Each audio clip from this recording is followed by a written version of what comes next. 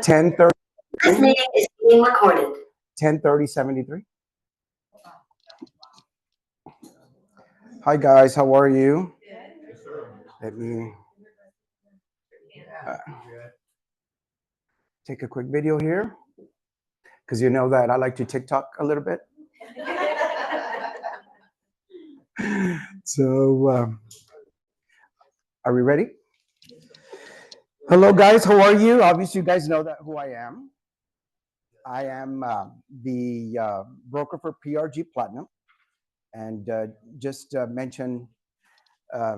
to mention to you guys that NAR has gone on record to state that the organizations or the brokerages that are designed to survive the new changes are transaction companies, models that have they're dinosaurs, the traditional ones, splits with 60-40, 70-30, 80-20, 90-10. Those are really a thing of the past. They haven't evolved with the times. They're losing agents daily. The market has been challenging in the last 12 to 24 months. Everybody's production has been impacted, okay? Even builders. So what ends up happening is that at the end of the day, there's no incentive like the financial one. We all don't leave our homes with the anticipation of, we all love to show houses and see them and walk through them and, get, that tingly feeling when you help first-time home buyers. But there does have to be compensation at the end, okay? It's 100-degree weather. It's expensive to be a realtor. Once again, and we certainly try our best to keep your costs down, your business costs down, so that way you guys can survive.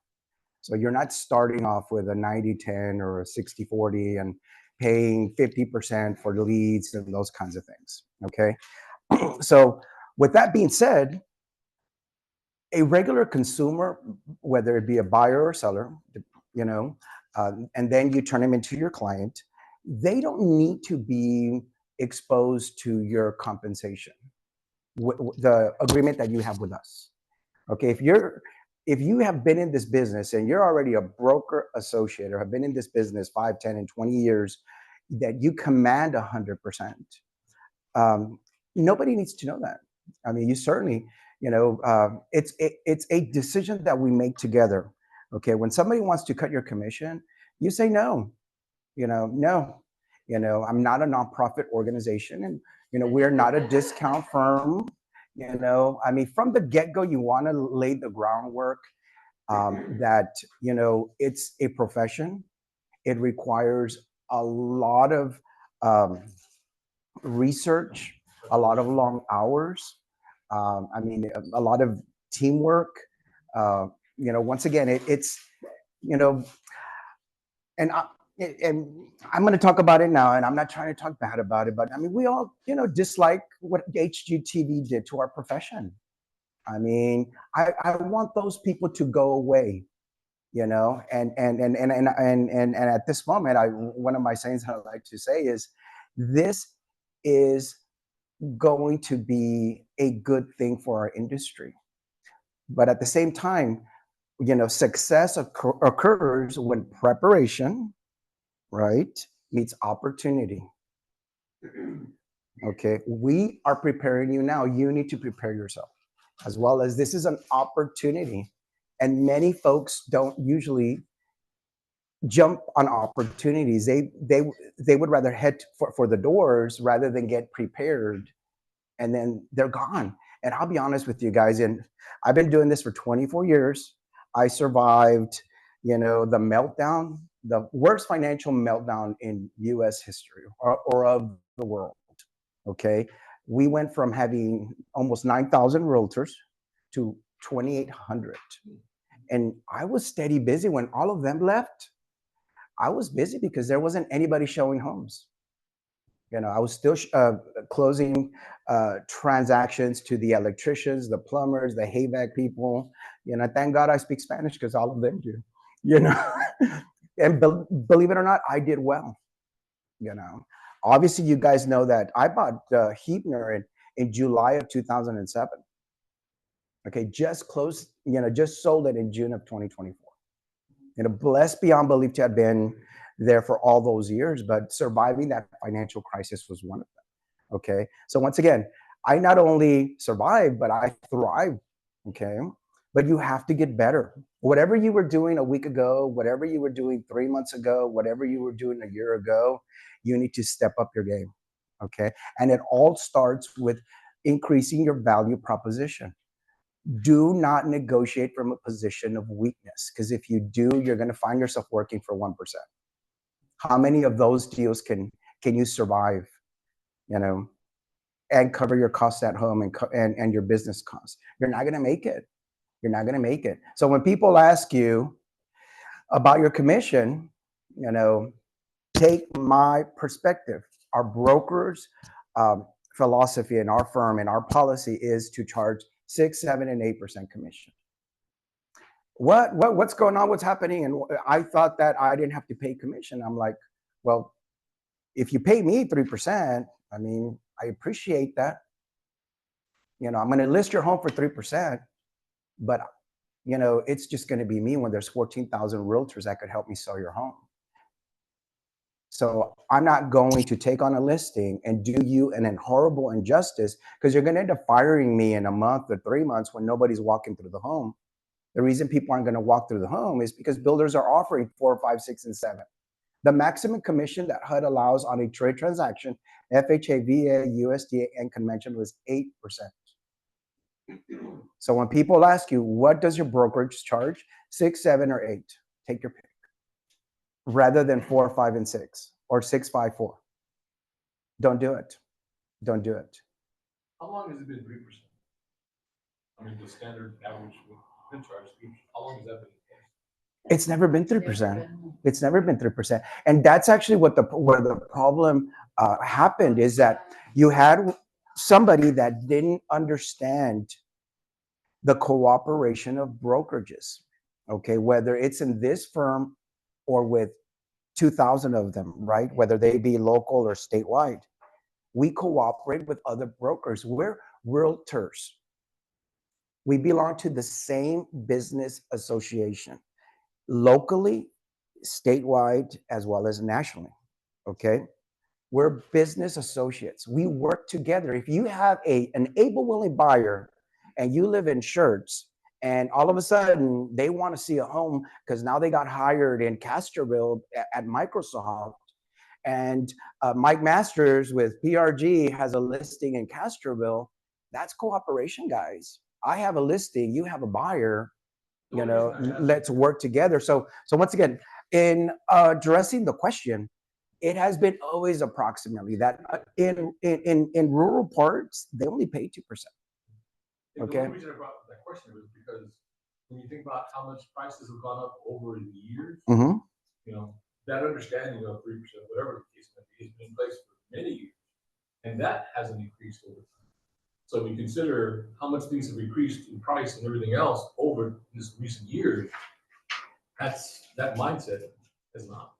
And so that, if you look at it that way, I mean, yeah, what it is that, no doubt about it. Let's talk about that. Where is the commission, guys? Where's the commission? The commission is embedded in the sales price. Okay, because now let's talk about the appraisal part of it. Apples to apples comparison. Same square footage, 3-bedroom, 2-bath, 2-car garage. They're paying closing costs and they're paying commissions. 3 comparables, 5 comparables, all of them exactly the same. But at the end, we mention closing costs and we mention commissions. Well, an appraiser will have to start making an adjustment downward if there's 5 properties in the community, all of them pay closing costs and commissions. This one seller decided not to. They're going to have to take an adjustment downward because it's no longer an apples to apples comparison. So, Mr. Seller, I wouldn't feel comfortable listing your house for $200,000. If you're not going to pay compensation, you're not going to pay closing costs. We need to be closer to 194, if not 188. Take the adjustment at that moment. But if we go on market for 200,000, okay, well, you're including the compensation for the other agent and also maybe closing costs. But if you don't offer them, we have to remove them because the appraiser is going to have to take an adjustment downward because the rest of the comparables offered compensation and closing costs. And the appraisers have been instructed at this point to do it that way? Well, what it is that it's an apples to apples comparison, and then now that so you realize this is that the commission can be collected from the buyer, right? I mean, first you want to negotiate and say, I am going to take you on as a client. I charge 3.5%. If the seller pays 2 or the seller pays 2, you're responsible for the difference. Or if not, I'm going to have to collect that through concessions, through closing costs. I just closed a deal on Friday, guys, where the realtor charge was paid his 3%. And he charges $1,000 plus the $500 fee. So he charged $1,500 in other fees. Okay. I mean, they were hard to work with, and that's the reason you want to collect retainer fees. But nonetheless, he did such a great job that he collected title, survey, and $10,000 in closing costs.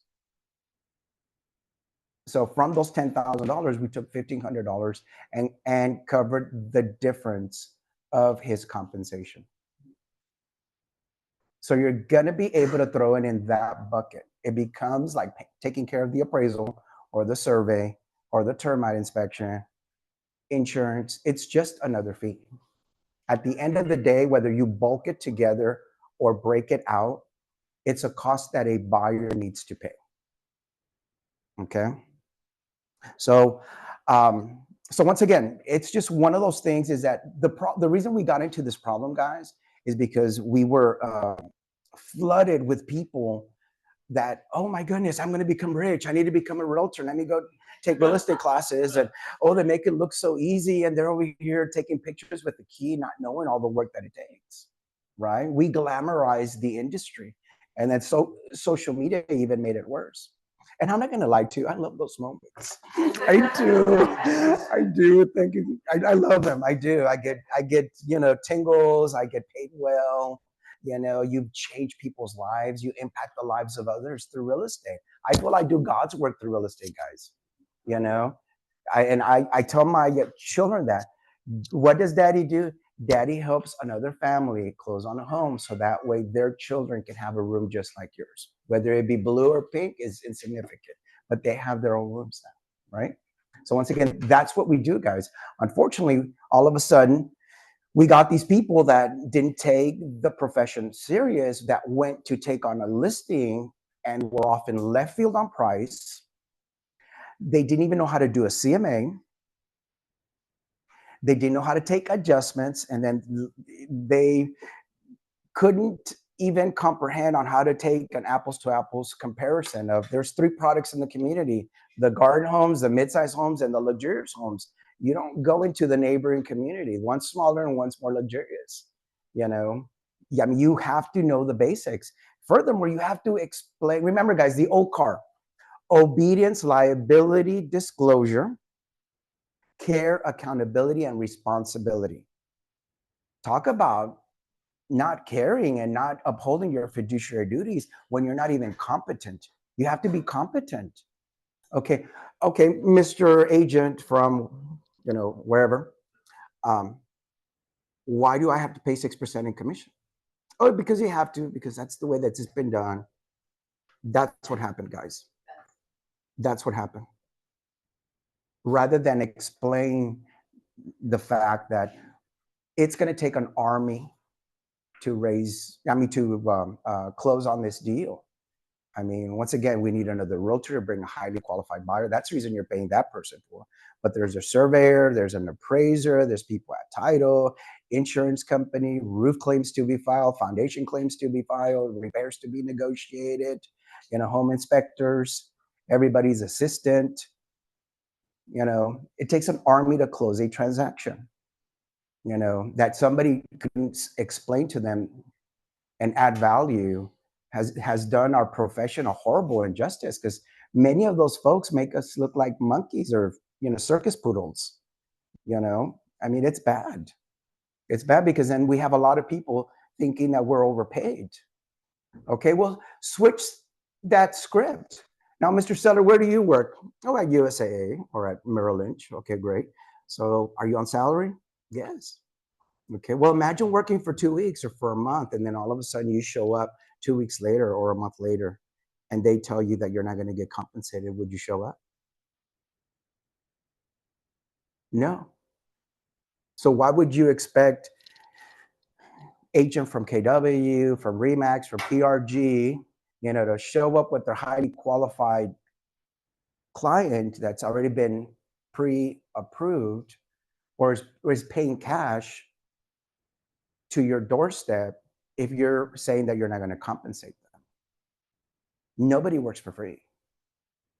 I mean, we all love people and we all do maybe one or two. Like I personally do 1 or 2 transactions a year, nonprofit. It's usually that single mother with 3 kids, a hardship situation, extenuating circumstances where I do it for nothing. And I'm okay doing that, but I'll do 1 or 2. I can't do them all. They can't expect a realtor to do the million things that we do to get the property sold, and then not get compensated for it. It's just not going to happen. So I'm going to transition just so that you realize, guys, is my philosophy is when the discussion of compensation comes up, use the power of numbers. It's not just you they're getting the other 200 agents that work in this office. Okay, so at the end of the day, you need help doing open houses and marketing the property, boosting it on social media. I mean, for those of us that do social media, how long does it take to do a post? Sometimes it takes 5 or 10 minutes, and sometimes you're having to start it again 2-3 times. It's time consuming. Okay, at the end of the day, just know this: our philosophy, because we have so many agents, is for us to collect. It is your fiduciary duty, your responsibility, and if you can't do it, you need to call me, Rudy. Call me, or you need to bring your client here. We charge 6, 7, and 8%. Pick one. Because not only do you need to get compensated, but the probability that we will be involved in intermediary is very high. Okay, so another agent from this office could potentially bring you that buyer. So the seller needs to know that going in. Why would you not want to include the 200 people that work in my office? And then the other 14,000 realtors that could potentially bring you a buyer that specifically live within a 1 or 3 mile radius of that community. You think somebody's going to drive all the way to Castroville for no compensation? Just the gas alone in 100-degree weather? Okay, so they'll drive by your house and go to a builder that's paying 4, 5, 6, and 7, pay for buy downs, pay for closing costs. Okay, so when you guys take on a listing, guys, know the new home inventory. Use it to our advantage. Okay, and let me tell you this: the economy is horrible right now. It's horrible for folks that make a regular salary. Because just so that you guys know, the impact of higher gas prices, food, electricity, auto insurance, house insurance, and all of that others happens to be approximately $11,000 per household. But people didn't get an $11,000 raise. They might have gotten $2,500 or $5,000. Okay, so, but at the same time, rates are high, which means that the monthly mortgage payment's high, insurance is high, the rates are high, everything is high. Therefore, if your costs have increased as an agent, why would you discount? So don't do it. Don't do it to yourself, because what it is that if the economy, and I'll be brutally honest with you, I'm not enjoying the economy because I'm seeing a lot of people suffer and stuff. But at the end of the day, just know this, that to me, I'm really thinking that this is a godsend for our industry. Because now let's switch that script or the scenario. Imagine it being 2 years ago when people were activating a property. There were already 20 offers in less than 24 to 48 hours, one above the other, you know, waiving appraisal, waiving option, waiving home inspection, waiving everything, no closing costs, paying their own realtor. I was involved with one was 100 and the other one was 150. You know, crazy. Crazy. Imagine if we had that marketplace right now. A seller could easily go, no, I'm not paying you. I don't need to pay you. Right? Right? But because the economy is bad, this happened at the perfect time. So, I mean, God works in mysterious ways. And I think that this needed to happen right now because, once again, if properties are sitting, it's making regular sellers realize, hey, we do need a realtor, or we need to attract realtors to show our home. Yeah, because if not, my house is just going to sit, right?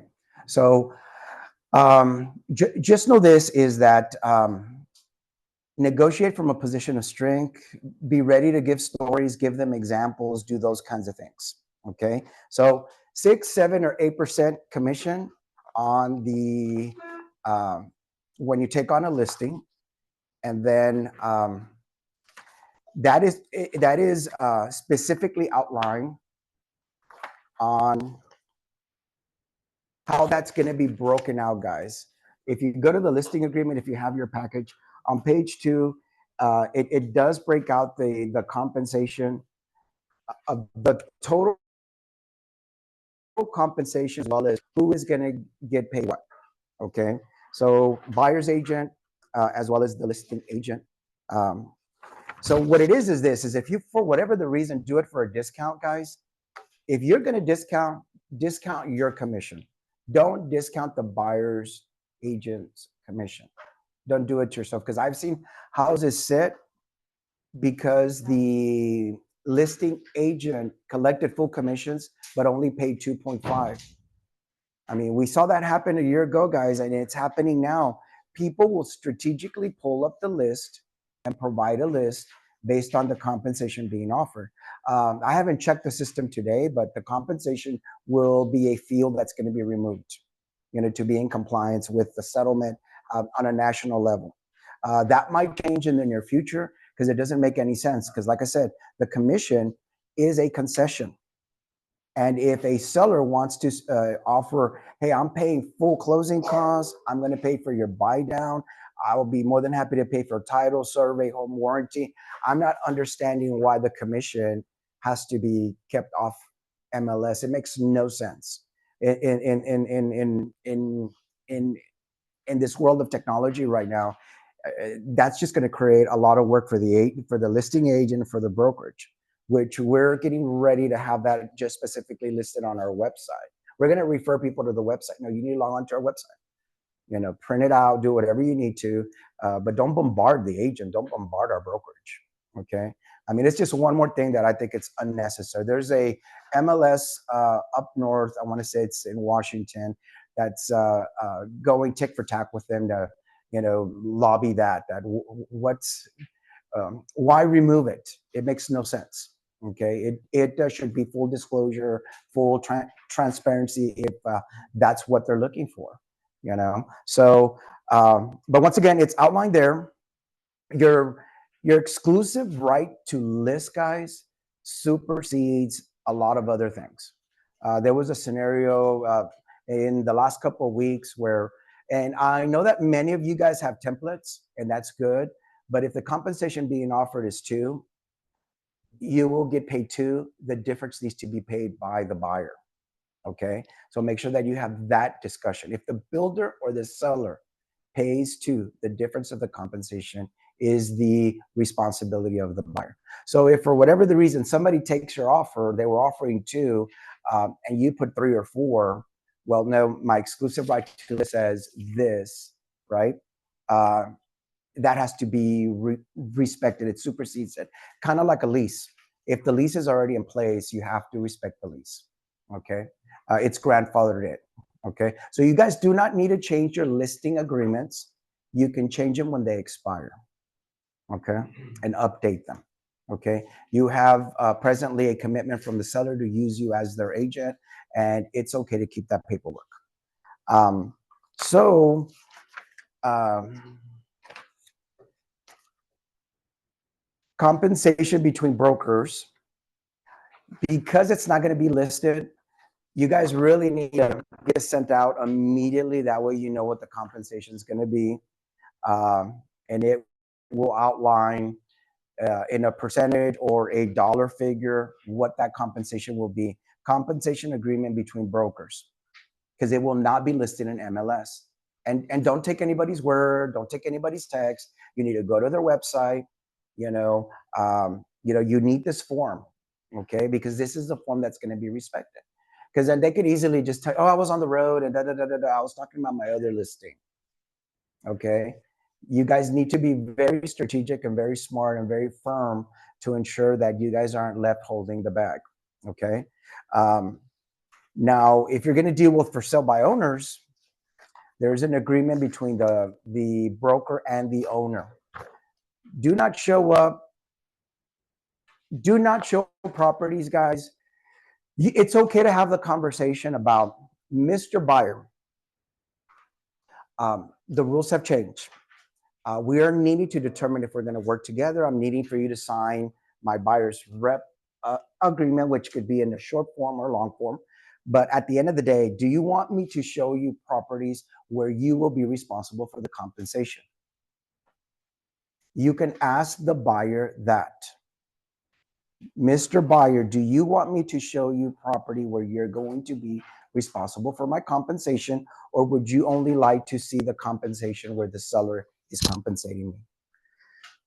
Okay, so that will weed out the properties that you guys are going to expose them for. For example, if there's 10 properties in Stone Oak or in Alamo Ranch and 3 of them are not offering compensation, you're not discriminating, you're not doing anything unethically, okay? You are dictating at the request of the client what inventory you're going to expose them to, okay?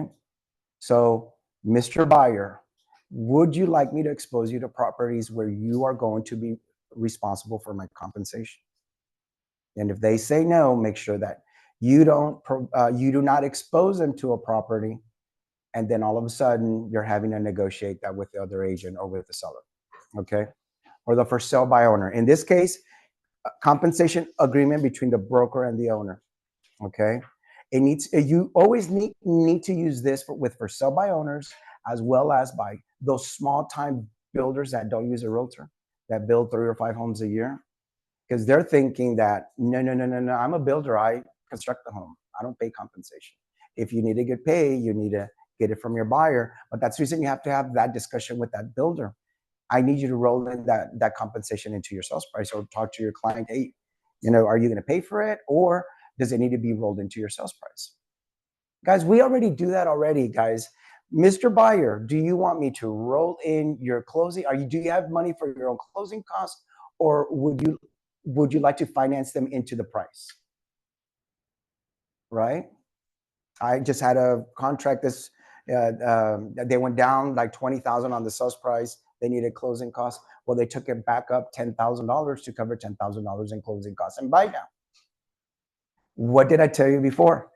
The compensation and the concessions are already part of your sales price. Okay, it's already included in the price. Nobody's committing any fraud, improper disclosures. Nobody's doing anything unethically. Are you going to pay for it cash, or would you like it rolled into the sales price? And remember, part of your compensation can be included in the concessions. On an FHA, that's 6%. On a VA, that's 4 plus the compensation. On a conventional, if you're putting less than 20% down, it's 3. If you're putting more than 20, it's 6. If you're putting 25 or more, it's up to 9% on a conventional. USDA, it's 6%. Okay. So if you're not able to collect the compensation from the buyer, you better be maxing out concessions. Okay, so we can cover that If the builder's paying 2 or the seller's paying 2, you can cover that difference from the concessions. Okay. And then you working with your lender is very, very important. Okay, because the lender needs to know that the buyer's going to pay for the compensation. That way they can disclose their full costs. Because then the lender's only going to probably disclose traditional costs. Mr. Buyer, you need this amount. I know, but there was a difference of $1,500 that needed to be collected from those $10,000 in closing costs that needs to be on the LE. So they need to know their true costs, all of their costs. So it's your responsibility to tell the loan officer, Mr. Loan Officer, I'm here to execute a contract. And just so that you know, here's my buyer's rep agreement if you need to see it, but there's a difference of a point, 1,500 or 5,000, that the buyer will be responsible for the compensation. That way you disclose a true, accurate figure. It can't be, Mr. Buyer, you're gonna need 20,000. Well, no, they needed 25 because they need to pay you 5. So you guys need to work as a team, okay? And the title company needs to know about it, okay? So, I mean, Clint's gonna do his part, guys, to send out your CDA, you know, the contract reflecting how much it pays, as well as what the difference, where it's coming from, okay? And if there's a referral fee that needs to be paid out, or if there's a bonus, a retainer fee that needs to be credited back to the buyer because you collected it up front, those kinds of things. So it's going to be tricky for a while. It's going to require more work, more communication, but we will send out that CDA so that way you guys can bless it. But once you bless it, guys, I know you guys are busy. Don't do it while you're driving. Look at the CDA, because if you bless it and you say, oh yeah, and then you forgot it, and all of a sudden title gets that CDA, and oh yeah, I forgot about that extra $1,500 I was going to charge you because I've been working with you. You canceled 3 contracts on me, and there was nothing wrong with the house, and here we are on the 4th contract, and you worked me through summer. I need that point or that extra $1,500. It's your responsibility to ensure that Clint knows that you're collecting more money that's not being offered by the seller or the builder. Okay. To the point that you might want to send him like some notes of, you know, so that way you remind yourself and remind him. Okay. So do not deliver your buyer. Keep them in the car. Don't even get off the car. Stay here. It's too hot. I'm going to see what's going on with the property. If it's a for sale by owner, they need to sign this agreement between the broker and the owner, as well as if you're unsure of what the compensation is at a new home community, you need to leave them in the car and get off and have that discussion first. Because let's say they're offering 6 or 7% commission and your buyer's rep only has 3. You need to be prepared to amend it, okay? Because if they're offering 7, you only wrote down 3, okay? If your agreement, because we've had title companies and a builder ask for the buyer's rep, okay? So the worst thing that can happen to you is that you have your buyer's rep with only 3 and the builder's offering 7. There's an amendment form. Let me cover the, there is a long form for the buyer's agent and a short form. The short form, you're going to use it for like when you're doing kind of like an open house. And then all of a sudden, if you're a good realtor, you know that there's 3 or 4 forms that are similar to those, or you know that they're available, that you would need them to sign the short form. And that way, you can get them under contract either by a small fee and you charge whatever, 50 or $100 per home, or right off the bat, tell them, hey, I'm going to go ahead and I need for you to sign this agreement. And the compensation that's required by my office is 3%. But what I'm going to try to do is I'm going to try to collect it first from the seller or the builder. Even though the form says that you will pay the 3%, I'm going to try my very best to collect it from the builder or from the seller. That way you don't have to pay my compensation. So let's go. I get off in 10 minutes. Let me pick up my signs. Let's go. Get them to sign it. And then, of course, you're not committed to this long term. can negotiate that as well as the term. Hey, it's a form that's required. There's new rules by the state of Texas as well as nationally. I need for you to sign this. And it could be for 1 day, it could be for 3 days or for a week. Okay. And if for whatever the reason we decide not to work together, it expires in 3 to 5 days. Okay. Do you still get the IABS? Yes, you do. Both. Always to a tenant, potential buyer, seller, any prospect. Anytime that you have a conversation with anybody about real estate, that still needs to be provided. Does it need to be signed? Back then, it didn't used to. All you really had to do is make a note that hey, I met with the prospect the first time. I provided it to them. They didn't want to sign it. Okay, fine. But the short form buyer's rep agreement must be signed. I don't know of any brokerage that has gone on record and stated as part of their showing instructions, and I know that today's July the 1st, where they're allowing us through August 17 to be fully in compliance. But I find it real hard that there's going to be an agent or a brokerage that will say you can't show the home unless you fax it in or email it to me. That's going to be a lot of work. Okay, that's going to be a lot of work. Like in our case, we have over 200 listings. They're like 233. I mean, there's just no way that they, that we could ask for the short form or the long form just because. I mean, once again, we're fiduciaries. Where the TREC is relying on you guys to be in compliance with guidance from your broker, of course. But at the end of the day, to be in compliance, you do need the short form or the long form. The short form is more for like open houses, short term, 1 or 2 homes. The long form is for somebody that you don't know if they're friends of yours, they're clients of yours, they've been referred, there's an ongoing relationship, the same people, etc. Take them on as a client, take them on as a client for at least 4 to 6 months, as well as on the form. You might want to note that if you're in the existing market, your compensation will be at least 3%. And then you can put in special provisions, or there's a section where there's construction, which is item 6E under additional compensation, construction.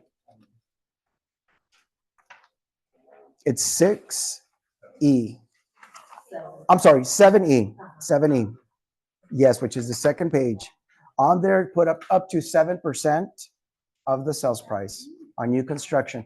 And the reason being is that you guys don't know if you're going to be under contract in 30 days and close on a spec home, or you're going to do a custom home and pick out the lot and do all that and go through a number of builders and those kinds of things. So once again, don't make it too complicated.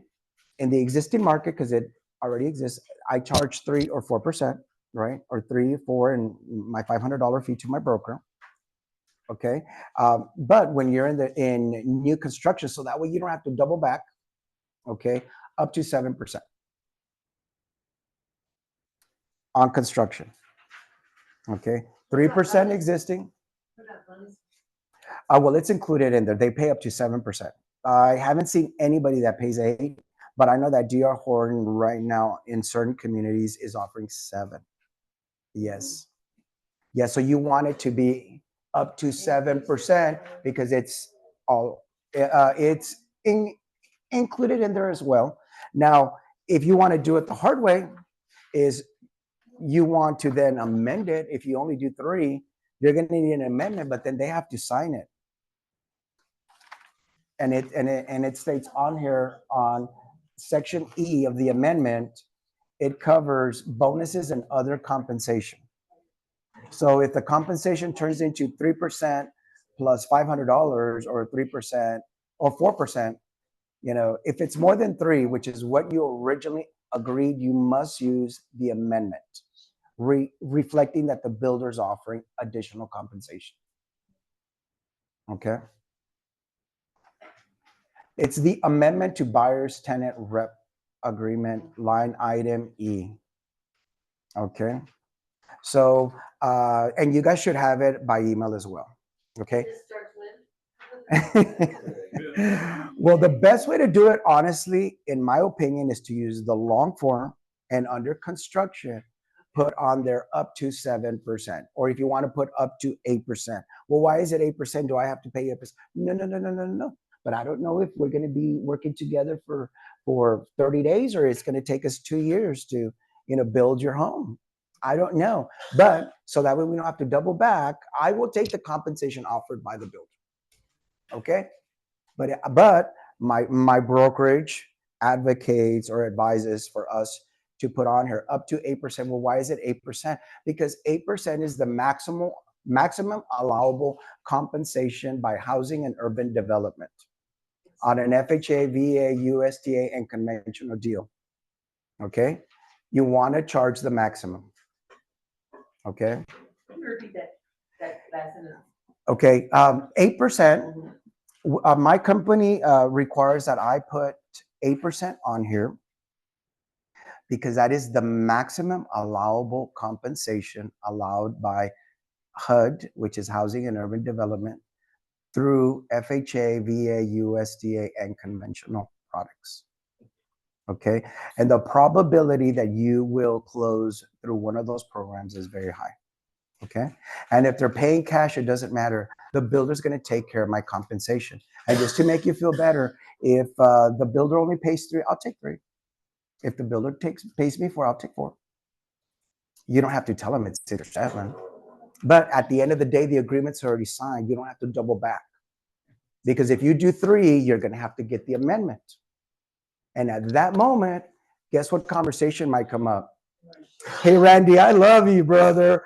But man, 7%, I need 3. Because I need a washer, dryer, refrigerator. Are you going to give it to me? Because I can't sign this form otherwise. All right? I need 3%. They're gonna work you. What? The sales price is $500,000. You're gonna get 7%. That's $35,000. I know, but it's been 110-degree weather out there with a humidity factor. It's 120. You know how much Gatorade I've had to drink? or we've been at it for 2 years, Okay. So you never know. You don't know if your journey will be 30 days or it might take you 2 years. Like I said, I've had. Yes. So it's best that on your contract, right, that you put on there on new construction, it will be up to 8%. But if the builder offers less compensation, that you'll take that. So is that including the inventory home? Absolutely. Absolutely. But what it is that what I'm trying to set the stage for is for you not to have to get them assigned any more paperwork, because at that moment, your agreement is up for renegotiations, and that's not what you want. Okay, so negotiate from a position of strength. If you already have 3% existing market and up to 8% in the new home market, it's done. It's done. You don't have to have that discussion again, because at that moment, guys, when they're signing that contract, they're not explaining that stuff to them anymore. They're like docu-signing it over. Hey, Mr. Realtor, I need you to sign this, or hey, I just sent you a form. Can you just take care of it? And it's usually your compensation, right? It's done very incognito. And trust me, guys, the builders right now are embracing and supporting the realtor community. Trust me, because they're hurting too. Everybody's been impacted. They want you to bring them. That's the reason they're paying 4, 5, 6, and 7. They want you to bring your highly qualified candidates to them rather than you deliver them to the existing market. That's the reason when you take on that listing, you have to know what's going on in the immediate area of who's offering what. You don't believe me? Get in my car. You have 5 minutes you can give me. Let's go down to Geo Horton, so that way you can see what a buyer's getting for $399,000. A brand new home. And look at this HOA. Those pools nowadays look like resorts, and there's even a workout area. Look at all this beautiful landscaping, sprinkler, washer, dryer, refrigerator, and they're paying for. Oh, look what it says there. They're guaranteeing a 3.9 or 4.99 interest rate. And now, Mr. Seller, you don't want to pay 3% commission to whoever's bringing the buyer. Why would they bring you a buyer when they can come here? They don't have to argue about it. Right? So sell value and know what's going on in the marketplace. Remember, a realtor should always be the market expert in your immediate area. There's communities that I know that each and every one of you know what's going on. Every time a house goes up for sale and every time it closes, every time it's foreclosed, I know you guys. You guys are curious, you know. I mean, it's in our blood. I mean, I walked every home in my community that has gone on the market, that has been built. I know them all because that's what we do, right? We're realtors. It's your job to know your marketplace. Okay. So I wanted to cover one more thing. So avoid the amendment, 3% existing or 4% existing, and up to 8% new construction. On the long form, guys, for those of you that work people from California, because we love the people from California, right, or Mexico, or anywhere from anywhere else in the country, in special provisions, guys, remember, we're realtors, we're real estate professionals. Yes, we drive people around. Yes, we love to look at houses, right? But at the end of the day, if somebody is coming in from California and they're telling you they're going to pay cash, well, then you need a good funds letter, or if they're going to get a loan, pre-approval before you get them in your car and invest any time in them. I'm a real big fan of you guys collecting retainer fees. It's so important that that if you guys have to block out Friday, Saturday, and Sunday from somebody flying in from out of town, you have to go pick them up at the airport. You put everything on hold, your family events, the rest of your clients, collect a retainer fee. Okay, I'm going to charge you $1,500 if you're under 200 or 300,000.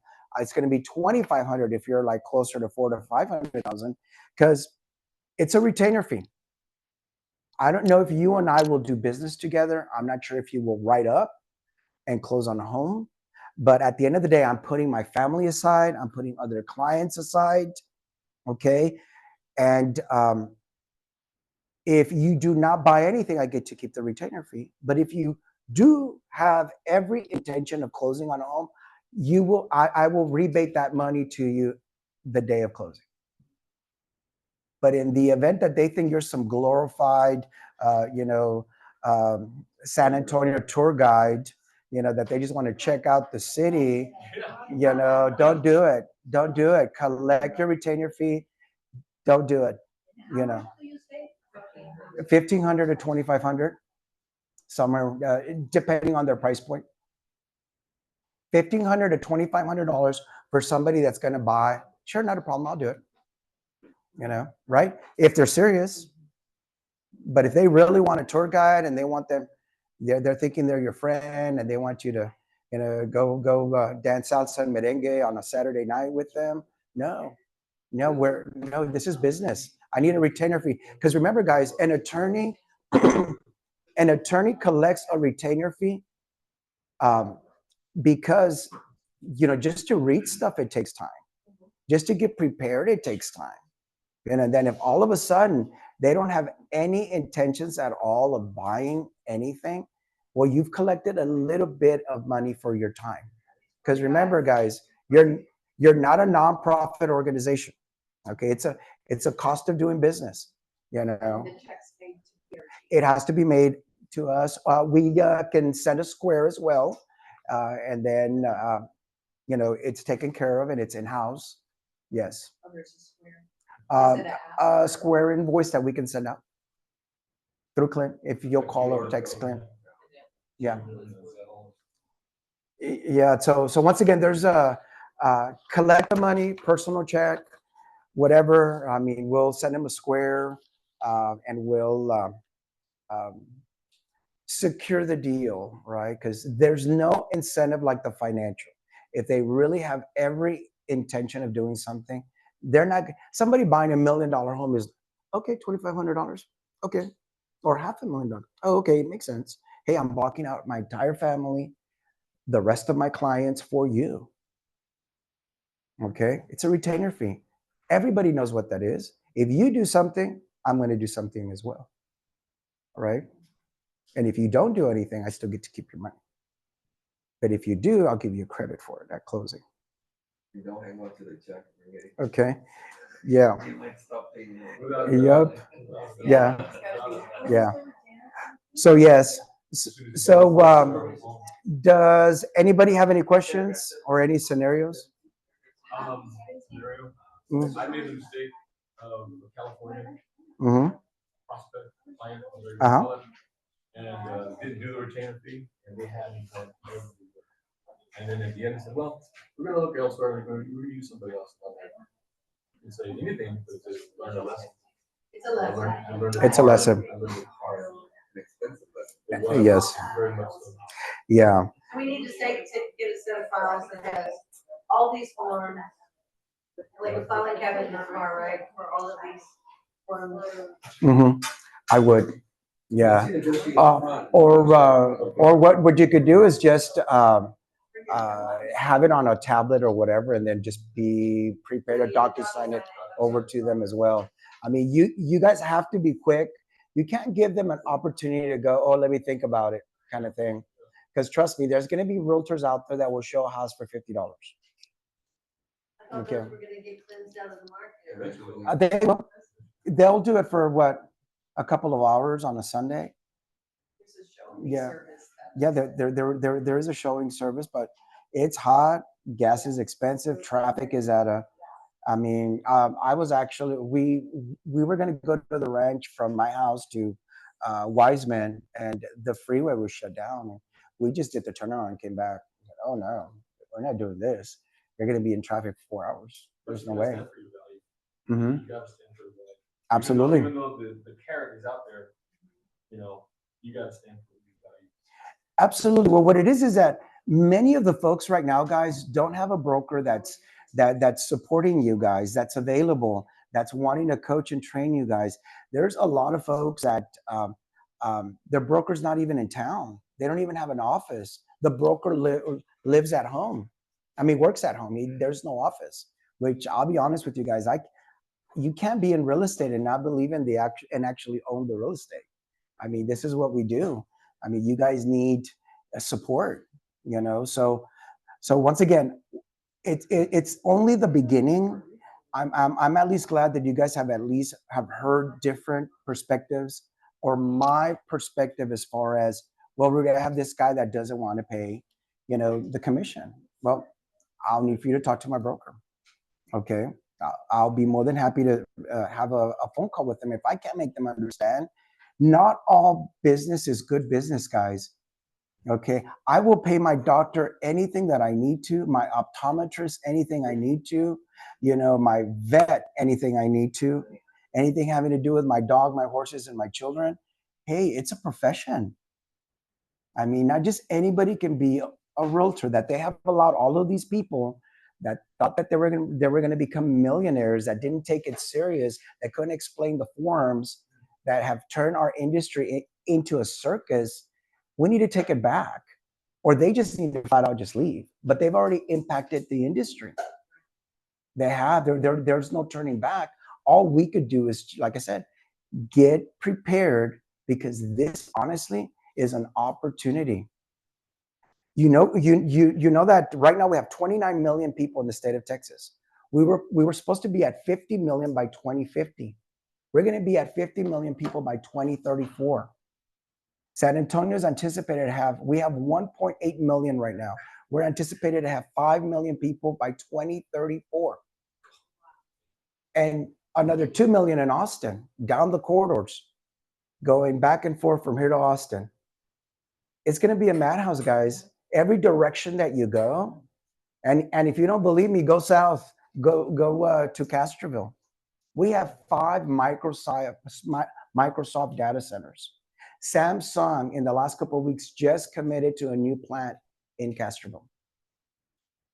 Okay, Toyota just committed to a plant in San Antonio. Okay, we're attracting industry. We're attracting jobs, and then they don't come by themselves. They bring in the brother, the sister, the cousin, the housekeeper, everybody else, the entire family tree. Okay, there's opportunity in Texas. There's opportunity in San Antonio. The low cost of living. 35% of our inventory is over 300,000. We are the #1 city with the most affordable inventory. 300,000 people can't even believe it. What do you mean 300,000? You know, if you're from California, that's an $800,000 home or $1 million home. They can't believe it. And then they sell their home. They come here and they buy two. One for investment purposes and one to live in. Okay. So once again, it is my hope and my prayer that hopefully we'll keep all the professional people and the rest of the people will find something else to do. You know, not everybody is a real estate professional. Fiduciary duties, take them serious. Remember, guys, I always tell folks is that the responsibility is so huge. Is listen to this. Is that a realtor has fiduciary duties. We take care of other people like nurses do, like daycares, doctors and lawyers, you know, financial planners, nurses, in care of. Because if people can't leave their children with you, you can't function as a fiduciary, or if you can't leave a senior, right? But at the end of the day, we are fiduciaries licensed by the state of Texas to the Texas Real Estate Commission. Okay. In the event that there's fraud or misrepresentation or horrific crimes against a prospect, and we're not a buyer beware state, guys. We're consumer friendly. Okay. The attorney general is the one that gets to enforce the occupational code. TREC operates because the attorney general has blessed that piece of law for us to do business. But in the event that we're, you know, we're involved in heinous crimes against consumers or fraud and things of that nature, the attorney general has to step in to enforce the occupational code. So who do we answer to, the Real Estate Commission or the attorney general? It's the attorney general of Texas, guys. You're fiduciaries. People give you money. They trust you. And there's a lot of folks in this industry that aren't taking this industry serious. They need to go put shoes together at a manufacturing plant. That's what they need to do. Or go work retail or go work somewhere else. It's okay. There's no disgrace in that. It's just they can't do this job. They can't. I mean, we're all created equal in a certain capacity, but you know, your efforts is what differentiates you. Get the education, the knowledge, the training that you need and impact your community one person at a time. Whether it be a buyer or a seller, whether they buy a new home or an existing home or new construction or whatever, you know, it's a huge responsibility. That's the reason the pay for the folks that take it serious, man, you know, the money is a huge blessing, you know, but at the end of the day, you know that you know, they beat you up, they kicked you in the ribs, and oh, they're like unreasonable. And, you know, the 20 amendments went back and forth because they want this and that, you know, different repairs and such, you know, and it's difficult to deal with folks these days, you know, and then you get them on the phone and they're nice, but then they're texting you and they're mean and ugly to you. Right? I mean, and then they're texting you after 8 or 9 o'clock and then they're having a glass of wine, you know, it's even worse. But anyways, take it serious, guys. It's only going to get better. I have made it my personal commitment to do whatever I need to ensure that we not only thrive in this marketplace, but we're going to survive and we're going to kick it out of the park. You know, absolutely, absolutely. So once again, knowledge. I am where I'm at today, guys, is because I've always had a thirst for knowledge, and I always put people first. I'm a giver. I love people most of the time. You know, I do. You know, I want to do good by people, you know, but at the end of the day, folks are different these days and it's okay. But at the same time, should you be discounting your services? No. It's 100-degree weather outside. People are more difficult to deal with. You know, you have to extend your hours. You know, it's expensive to be a realtor. Clothes, gas, car maintenance, everything, MLS, everything is more expensive these days. We've been impacted as an industry as well.